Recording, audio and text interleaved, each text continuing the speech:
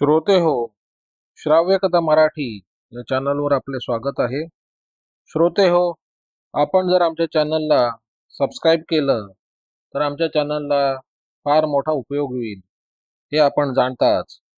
तर आपल्याला विनंती आहे की आपण आमच्या चॅनलला सबस्क्राईब करावं, शेअर करावं आणि बेल आयकॉनवर क्लिक केली तर आपल्याला वेळोवेळी नोटिफिकेशन येत जाईल. श्रोते हो, मी आपल्याला निवृत्त सहाय्यक पोलीस आयुक्त श्री व्यंकट पाटील यांनी लिहिलेली वारसा ही कादंबरी सादर करत आहे. श्रोते हो, व्यंकट पाटील यांनी लिहिलेली घात या सत्य घटनेवर आधारित कादंबरीला देखील राज्य शासनाचा पुरस्कार प्राप्त झालेला आहे. तर श्रोते हो, व्यंकट पाटील यांनी लिहिलेली वारसा या कादंबरीचा पुढील चौथा भाग मी आपल्याला आता सादर करत आहे. एक आटपाट नगर असतं. त्या नगराच्या राजाला एक सुंदर राजकन्या असते. ती मोठी झाल्यावर वयात आल्यावर आजूबाजूचे राजे त्यांच्या राजकुमाराबरोबर लग्नासाठी मागणं घालत असतात. पण राजकन्येला कोणताच राजकुमार पसंत पडत नाही. इकडे राजकन्या कधी नगरात कधी नगराबाहेर बालमैत्रिणींबरोबर रक्षकाच्या घोळक्यातून बग्गीतून फेराफटका मारत असते. असेच एके दिवशी फेरफटका मारत असताना अचानकपणे बग्गीला जोडलेले दोन घोडे कसल्या तरी आवाजाने बिथरतात आणि बग्गी घेऊन सुसाट नगराबाहेर धावत सुटतात. बग्गीवरील सारथी घोड्यांना आवरण्याचा प्रयत्न करतो, पण घोडे अधिक वेगाने धावू लागतात आणि त्या प्रयत्नात तो खाली पडतो. राजकन्या जीवाच्या आकांताने ओरडत असते. घोडे उधळले होते. राजकन्येने परमेश्वराचा धावा सुरू केला. वाऱ्याच्या वेगाने घोडे धावत होते. राजकन्या जीव मुठीत धरून बग्गीत बसली होती.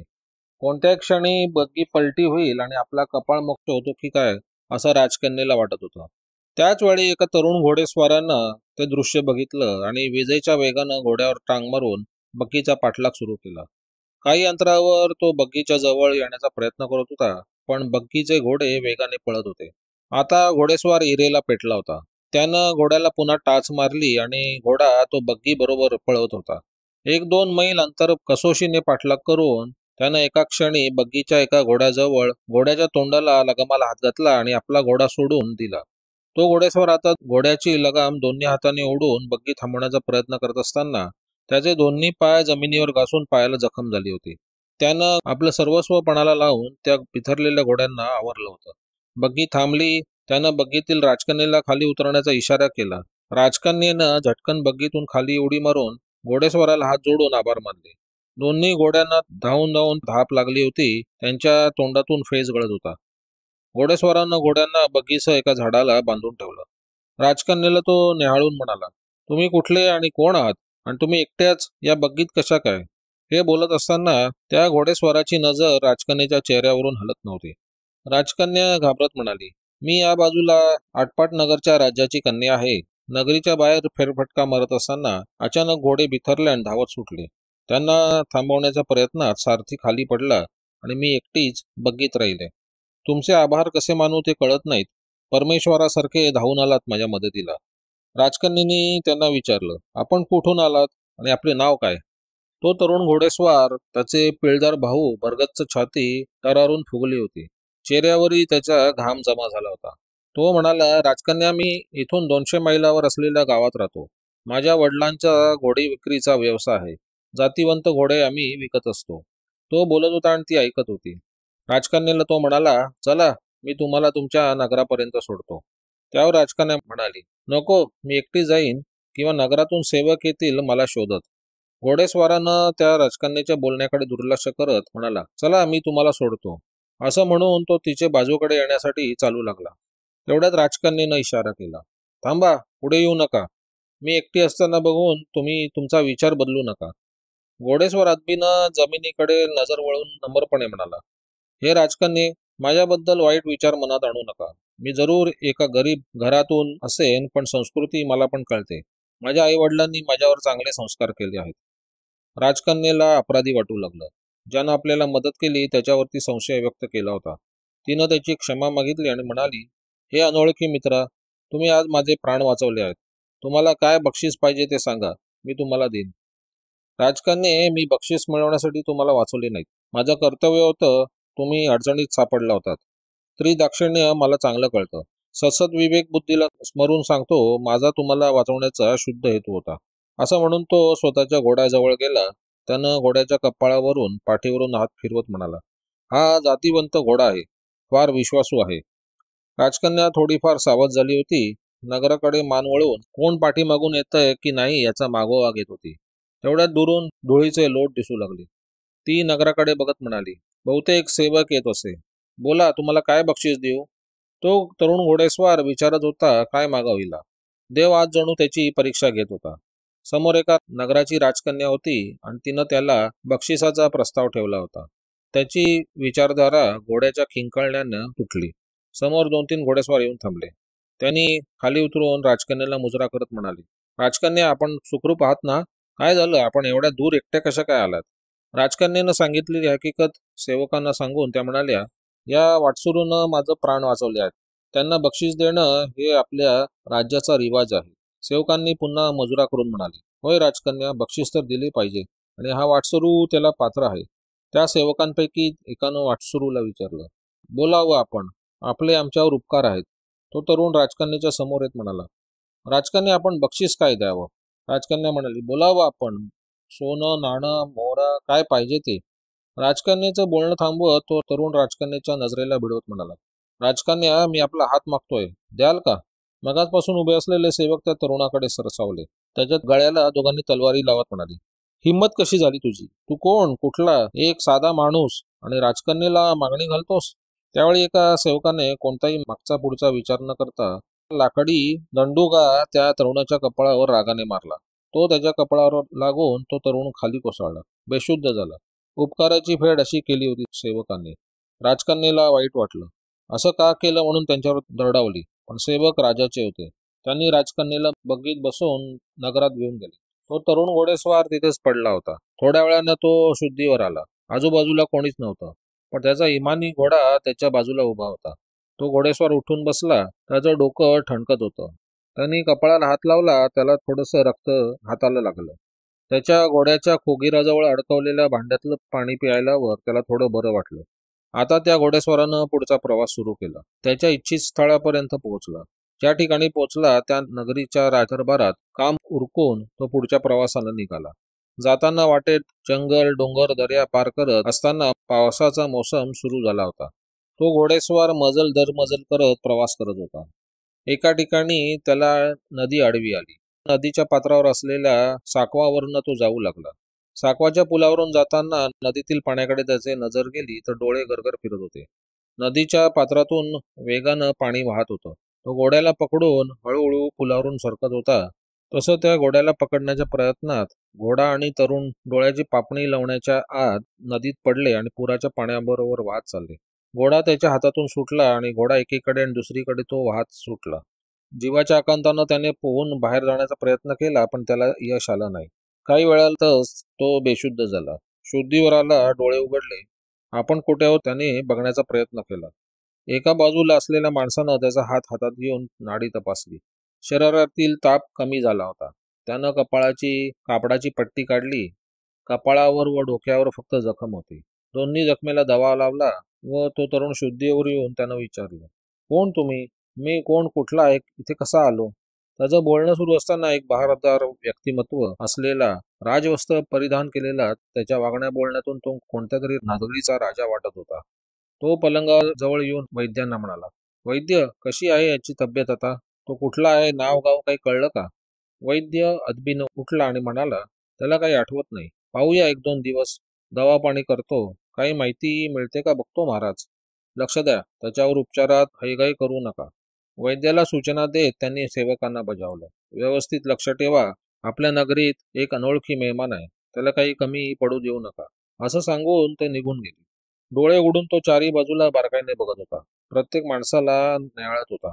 कोण आहे तो लोक? मी कोण आहे? मी इथे कसा आलो? त्यानं मेंदूवर पुन्हा ताण दिला. आठवण्याचा प्रयत्न केला, पण त्याला काय आठवत नव्हतं. सगळं अंग दुखत होतं. 2-3 दिवस गेले आणि आता तो हिंडू फिरू लागला होता. सगळं वातावरण वेगळं होतं. लोक अनोळखी होती. कोणतं राज्य आहे, राजा कोण आहे याची माहिती तो मिळवण्याचा प्रयत्न करत होता. वैद्य लोक त्याला विश्रांतीचा सल्ला देत होते. सर्वजण काळजी घेत होते. त्याने काही दिवसांनी राजवैद्यांना विनंती करत म्हणाले, वैद्यराज, मी आता बरा झालो आहे, मला जाऊ द्या. जाऊ द्या? आश्चर्यचकित होऊन वैद्यराज म्हणाले, कुठे जाणार? आपणाला तर आपलं नाव सुद्धा आठवत नाही. आपण नदी किनारी बेशुद्ध पडलेला सापडला आहात. आपलं नाव गाव काहीच माहीत नाही. मग जाणार कुठे? तो परत विचार करू लागला. ते म्हणतात ते खरंच होतं. त्याला तर काहीच आठवत नव्हतं. वैद्यराज म्हणाले, बसा तुम्ही. तुम्ही योग्य ठिकाणी आहात. तुमची तब्येत ठीक नाही. त्यांनी सेवकांना सांगून राजदरबारातली वस्त्र परिधान करण्यासाठी त्यांना दिली. राजवस्त्रामध्ये तो आता एका राजकुमारासारखा दिसत होता. समोरच्या आरशात स्वतःचं प्रतिबिंब पाहत असताना कपाळावरची जखम दिसत होती. तेवढ्यात त्याला आरशात दोन व्यक्तींचं प्रतिबिंब दिसलं. तो तसाच मागे वळला. समोर राजा आणि राणी सरकार उभे होते. त्याने दोघांनाही नकळत कमरेत वाकून नमस्कार केला. दोघांनी हसतमुखाने नमस्काराचा स्वीकार करत म्हणाले, आपली तब्येत कशी आहे आता? काही तकलीफ तर नाही ना? तो म्हणाला, नाही नाही सरकार, मी आता ठीक आहे. हे सांगताना त्याने नम्रपणे जमिनीकडे नजर वळवली होती. बाजूच्या बैठकीवर ते बसत म्हणाले, बसा युवराज. मी? कोणता युवराज? असं त्याने स्वतःला प्रश्न विचारला. तो कठपुतलीसारखा एका बैठकीवर शरीर आखडून बसला होता. संकोच करू नका, आरामात बसा. आपण आमचे मेहमान आहात. राजाने एका हाताने खांद्यावरून घसरलेला शेला पुन्हा खांद्यावर टाकत म्हणाले. उभयतांचं देखणं रूप दिसत होतं. बोलण्यात नम्रता, राजेशाहीचा कोणताही लवलेश नव्हता. तो फक्त त्या दोघांकडे बघत होता. काय बोलावं ते सुचेना. महाराजांनी पुन्हा विचारलं, युवराज. त्यांचा तो पहाडी पण नम्र आवाज ऐकून तो उभा राहिला. त्यावर ते म्हणाले, बसा युवराज. तुमच्या रूपावरून, तुमच्या वागणुकीवरून तुम्ही कोणत्या तरी नगरीचे युवराज वाटता. त्यावर तो नम्रपणे म्हणाला, महाराज, मला काही आठवत नाही. मी कोण, कुठला, कसा आलो काही माहिती नाही. काही सांगता येत नाही. महाराज घोगऱ्या आवाजात म्हणाले, काही हरकत नाही. तुम्ही जसे आहात तसे आमच्याकडे निसंकोचपणे राहा. तुमच्या दिमतीला नोकर चाकर आहेत. काय हवं नको ते सांगा. सर्वजण आपल्या आज्ञेत असतील. आम्ही आमच्या आणि आजूबाजूच्या राज्यात तुमच्याबद्दल दवंडी दिली आहे. तुमचे कोणी आई वडील किंवा जवळचे आप्तस्वकीय मिळाले तर बघू, नाहीतर आम्ही आहोतच तुमच्यासाठी. त्यांचा आवाज बोलता बोलता कापरा झाला. दोघंही परत जाऊ लागले. त्या दोघांनाही तो बघत होता. त्यांचा आवाज कापरा का झाला असावा? त्यांचं शल्य कोणतं आहे? त्यांनी बोलून का नाही दाखवलं? एक सेवक अदबीने पुढे येऊन म्हणाला, युवराजांनी चलावं. तो त्यांचा जुना सेवक असावा. कमरेत नकळत वाकलेला, चेहऱ्यावरील सुरकुत्या स्पष्ट दिसत होत्या. आयुष्याच्या संध्याकाळची सूर्यकिरण आता लोप पावताना दिसत होती. बरीच वर्ष त्या सेवकाने राजवाड्यात सेवा केली असावी. तो सेवक म्हणाला, आता काय सांगावं या देव माणसांबद्दल. राजा असावा तर असा दिलदार, मोकळ्या मनाचा, रयतेच्या प्रत्येक सुखदुःखात स्वतः तनमनानं सामील होणारा, कधी रयतेला काही पण कमी पडू दिलं नाही. राजा राणी दोघंही नवरा बायकोंनी दोन्ही हातांनी भरभरून दान दिलं. पण परमेश्वरानं मात्र त्यांची कूस रिकामी ठेवली. सेवक पुढे म्हणाला, काय सांगावं युवराज. 20 वर्ष झाली, पण मूलबाळ झालं नाही. हर एक वैद्य दवापाणी झाली. महाराणींची कूस काही उजवली नाही. एक मोठं दुःख दोघही जण उरात बाळगून रयतेची सेवा करत आहेत. आज तुमच्या रूपानं त्यांचं रितपण भरून गेलं आहे. गेले 4 दिवसापासून त्या माऊलीच्या आनंदाला उधाण आलंय. तुम्हाला ते दोघे मुलासारखं बघतायत. देवाला हात जोडून त्याचे आभार मानत आहेत. नाहीतरी कूस नाही उजवलीस, पण आज जो आमच्या पदरात टाकला आहेस तो आमचाच राहू दे, आमचा वारसा पुढे चालू दे म्हणून विनंती करत आहेत देवाला. सेवक बोलत होता आणि तो ऐकत होता. नशिबानं कुठे आणून ठेवलंय तेच कळत नव्हतं. त्याला वाटत होतं, आज मी एका राज्याचा युवराज झालो होतो. काही दिवस गेले आणि मी राजवाड्यात रमलो. महाराज आणि राणी सरकार आता त्याला मातापित्यासारखे होते. त्याच्यावर राजसंस्कार करून युवराज म्हणून घोषित केलं गेलं. तो सुद्धा आता युवराज म्हणून वावरत होता. राजवाड्यात आता माझ्या विवाहासंबंधी दबक्या आवाजात चर्चा सुरू झाली. ती त्याच्या कानापर्यंत पोहोचली. एक दिवस सकाळची अनेके आटपून तो राजदरबारात जायला निघाला. तेवढ्याच सेवकानं वर्दी दिली की महाराजांनी बोलावणं केलंय. महाराज व राणी यांना दोघांनाही आदबीने वाकवून त्यांनी मुजरा केला. बसा युवराज, आज तुमच्याशी एका महत्वाच्या विषयावर बोलायचं आहे, असं महाराज म्हणाले. महाराज पुढे म्हणाले, युवराज, तुमच्या येण्यानं आमच्या जीवनाचं सार्थक झालं आहे. आमच्या राज्याला आता एक समर्थ राजकुमार मिळाला आहे. आता तुमचं विवाह योग्य झाला आहात. आजूबाजूच्या नगरातील काही स्थळं येत आहेत. तुमची संमती असेल तर विवाहाची बोलणी करावी असं माझं मत आहे. मी शांत होतो. देव कधी आणि कसा प्रसन्न होईल हे समजत नाही. नियतीने त्याला भरभरून दिलं होतं. मातापित्यांना नाही म्हणण्याचा मला अधिकार नव्हता. ते माझे मातापिताच होते, सर्वस्व होते. त्यांनी नम्रपणे होकार देऊन निर्णय जो घ्यायचा तो त्याला मान्य असं म्हणून तो मुजरा करून परत फिरला. 4-8 दिवसांनी चर्चा सुरू झाली होती. राजदरबारात जात तेथील कामकाजाचं तो निरीक्षण करत होता, न्यायनिवाडे बघत होता. राजाप्रती त्याची निष्ठा आता अधिक वाढली होती. त्यांचं बोलणं चालणं न्यायनिवाडे करणं हे कधी अन्यायकारक नव्हतं. मी त्यांच्या पोटी जन्म घेतला नव्हता, पण त्यांचा मी नात्याने मुलगा झालो होतो. राजपुत्र म्हणून त्याला मान्यता मिळाली होती. किती मोठी कृपा होती त्या विधात्याची, तो विचार करत होता. एक दिवस वर्दी आली. बाजूच्या नगरीतील म्हणजे आटपाट नगराच्या राज्याची राजकन्या अहिल्यादेवी व राजे स्वतः शृंगारपुरात येत आहेत. महाराजांनी त्याला बोलवून राजकन्या व राजे येणार असल्याचे सांगितले. रथातील राजे महाराज सेवक दासी उतरून घेत होते. महाराज स्वतः त्यांच्या स्वागतासाठी बाहेर आले होते. ते पाहून तो घाईने खाली उतरून आला. समोरच्या राजांना वाकून नमस्कार केला. सर्व मंडळी स्थानापन्न झाली. इकडच्या तिकडच्या गप्पा झाल्या. मुख्य विषयाला हात घालत महाराज त्यांच्याकडे बोट दाखवत म्हणाले, हे आमचे युवराज प्रतापसिंह. त्यांनी उठून पुन्हा नमस्कार केला. आतापर्यंत डोकीवरून नकापर्यंत पदर घेतलेल्या राजकन्येकडे त्यांनी कटाक्ष टाकला. त्यावेळी त्या राजकन्येच्या पित्यानं आपल्या मुलीची राजकन्या अहिल्यादेवी अशी ओळख करून दिली. काही दिवसांनी एका मुहूर्तावर त्याचा आणि अहिल्यादेवींचा विवाह सोहळा पार पडला. काही दिवसांनी त्यांच्या संसाराला सुरुवात झाली. आजपर्यंत राजकन्या अहिल्यादेवी हिच्याशी बोलणं झालं नव्हतं. त्यांच्या सुहागरात्री त्यांची पहिली भेट झाली. मंचकावर ते दोघे एकमेकांना पाहत होते. अहिल्यादेवीचा चेहरा जवळून पाहिल्यावर तिला कुठेतरी बघितलंय, काहीतरी कधीतरी भेट झाली असं त्याला वाटू लागलं. आणि बहुतेक त्या देखील तसाच विचार करत होते.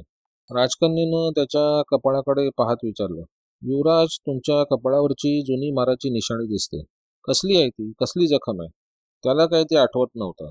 राजकन्येला माझं पूर्व आयुष्य काय होतं हे आठवत नसल्याचं सांगून मी त्या नगरीत कसा आलो, राजकुमार कसा झालो हे त्याने सविस्तर सांगितलं. राजकन्या नम्रपणे म्हणाली, युवराज, आपल्याबद्दल माझ्या मनात कोणताही संदेह नाही, पण मी आपल्याला पूर्वी कधीतरी भेटलेली आहे असं वाटतंय. मला पूर्ण आठवत नाही. असं बोलून ती एकदम चमकली.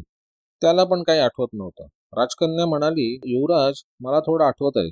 मी आपणाला यापूर्वी बघितलंय. आपण आमच्या नगरीतून एके दिवशी जात होतात. त्यावेळी मी नगरीच्या बाहेर फेरफटका मारत असताना आमच्या बग्गीचे घोडे अचानक बिथरले. ते सैरावैरा धावू लागले. आपण आपल्या घोड्यावरून पाठलाग करून आमची बग्गी थोपवून धरली होती. हो युवराज, ती घोड्यावरची व्यक्ती आपणच आहात. आता मला पूर्ण आठवलं. राजकन्या बोलता बोलता थांबली. माझा चेहरा आणि कपाळावर घाम जमा झाला होता. माझं डोकं गरगरत होतं. राजकन्येनं फुलपात्रात मला पाणी दिलं. मी गटागटा फुलपात्र रिकामं केलं. राजकन्येनं फुलपात्र हातात घेत पदरानं माझ्या कपाळावरचा घाम पुसत म्हणाली, युवराज, तुम्ही ठीक आहात ना? तुम्हाला काय होतंय? राजकन्येनं माझा काही इतिहास माझ्या समोर मांडला होता. त्याला आता आठवलं. तो कोण आहे? राजकन्या माझ्या कपाळावरील जखमेला हात लावत म्हणाली, युवराज, तुमची काहीच चुकी नव्हती.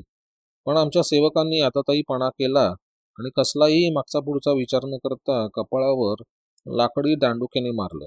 मी सेवकांना रागवले, चिडले, परंतु सेवक माझ्या तीर्थरूपांशी एकनिष्ठ होते. त्यांनी माझं काही न ऐकता मला नगरीत घेऊन गेले. घडला प्रकार मी मला मातापित्यांना सांगितला. मला रात्रभर झोप आली नाही. मुळात माझी चूक होती. मी बक्षिसाची लालसा तुम्हाला दाखवली आणि तुम्ही त्याऐवजी निर्भीडपणे माझा हात मागितलात युवराज. मला त्याचा मुळीच राग आला नाही, उलट तुमच्या धाडसाचं कौतुक वाटलं होतं. एका सामान्य माणसानं राजकन्याचा हात मागितला म्हणजे विस्तवाशी खेळण्यासारखं होतं. बोलता बोलता राजकन्येच्या डोळ्यातून अश्रू वाहू लागले. त्याचे दोन्ही हात पुढे झाले आणि गालावरचे अश्रू पुसत तो म्हणाला, राजकन्या, अश्रू आवरा. आज मला माझा पूर्ण इतिहास आठवू लागला. तो तुमच्यामुळे. मी तुमचा शतशः ऋणी आहे. तुमच्या येण्यानं माझं भाग्य उजळलं. तुम्ही माझ्या अर्धांगिनी तर झालाच आहात, आता माझ्या पुढे आयुष्याची आठवण करून दिलीत. असं म्हणून राजकन्येचे दोन्ही हात आपल्या हातात घेऊन त्याने नकळत ओठाने हाताचे चुंबन घेतले. राजकन्येचा चेहरा गोरामोरा झाला. राजकन्येनं तिचे हात न सोडवता युवराजाच्या खांद्यावर डोकं ठेवत म्हणाले, युवराज, मी थोर भाग्यवंत आहे. तुमच्यासारख्या शूर राजपुत्राशी माझा विवाह झाला आहे. तुमचे पूर्व आयुष्य कसे होते हे जाणून घेण्याची माझी इच्छा नाही. तुम्ही आज जसे आहात तसेच मला हवा आहात. युवराज, मला अनेक राजाच्या राजपुत्रांनी मागणी घातली होती, पण मी कोणालाच होकार दिला नव्हता. तुमच्याबद्दल माहिती मिळाली, पहिल्या भेटीत तुम्हाला बघितलं आणि मी तुम्हाला मनोवरून वरलं. तो राजकन्याच्या डोक्यावरून पाठीवरून हात फिरवत त्याच्या पूर्व आयुष्याची हकीकत आडपडदा न ठेवता त्यांना सांगितली. त्याच्या मनावरचा ताण कमी झाला. त्याला त्या गावची आई वडिलांची आठवण तीव्रतेने झाली. त्याचे म्हातारे आईबाप वाटेकडे डोळे लावून बसले असतील. ते कसे असतील? त्यांना सांभाळणारं कोणीच नाही. त्यांना खूप आनंद होईल असं त्याला वाटावू लागलं. दुसऱ्या दिवशी महाराज आणि महाराणींना त्यांनी सर्व प्रकार कथन केला. त्यांना खूप आनंद झाला. त्याच्या पूर्व आयुष्याची त्याला आठवण झाली होती. त्यानंतर त्यांनी तातडीने सेवक गावी पाठवले आणि आईवडिलांना बोलून घेतलं. काय तो क्षण होता! आईवडिलांच्या मिठीत तो होता. कितीतरी वेळ आई त्याला बघत होती. दोन्ही हात जोडून राजा राणीचे आभार मानत होती. दंडवत घालून देवाला नमस्कार करत होती. तो फक्त घोड्याचा व्यवसाय करणारा सामान्य माणूस, पण आज एका नगरीचा राजा झाला होता. थोर ते जन्मदाता आईबाप आणि धन्य ते राजा राणी, ज्यांनी त्याला फक्त मुलगाच नाही तर राज्याचं वारसदार केलं होतं.